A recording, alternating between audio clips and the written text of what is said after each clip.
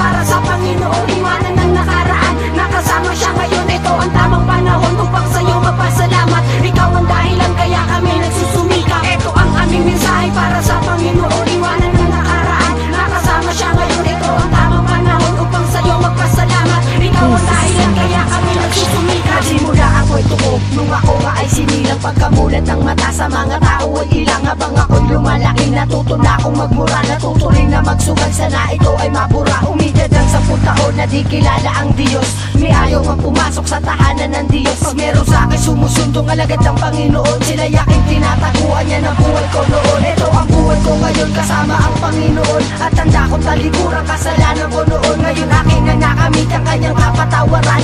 Ang dati kong ang buhay di ko nababalikan. Pagkat binago na ang buhay ko na dati nang sawi, na dati nasa kasalanan, pero ako'y kanyang binaw. Kaya ang lahat ng ito utang ko sa Panginoon. At siya rin ang dahilan kung ba't nabubuhay ako ngayon. Ito ang aming mensahe para sa Panginoon, iwanan ng nakaraan. Nakasama siya ngayon, ito ang tamang panahon upang sa'yo magpasalamat. Ikaw ang dahilan kaya kami nagsusumikap. Ito ang aming mensahe para sa Panginoon, iwanan ng nakaraan. Nakasama siya ngayon, ito ang tamang panahon upang sa'yo magpasalamat. Ikaw ang dahilan kaya kami nagsusumikap. Mahal kong Panginoon, ako'y humihingi ng tawad sa inyong harap kahit ang isip ay lumilipad. Kayo ay naging karamay sa problema at pagsubok na aking daladala. Hanggang ako ay matigo, pagpapalang binigay, paano ko papasalamatan? Sumiba at manalangin, itatak sa aking isipan. Bawat tao sa mundo may kanya-kanyang pangarap. Wala silang pakialam, masama bang mangarap? Ang katulad tumakata na nagaling sa San Pedro. Paraan ng pamumuhay ay nabago ang disenyo. Dahil sa Panginoon ako'y nagkaroon ng lakas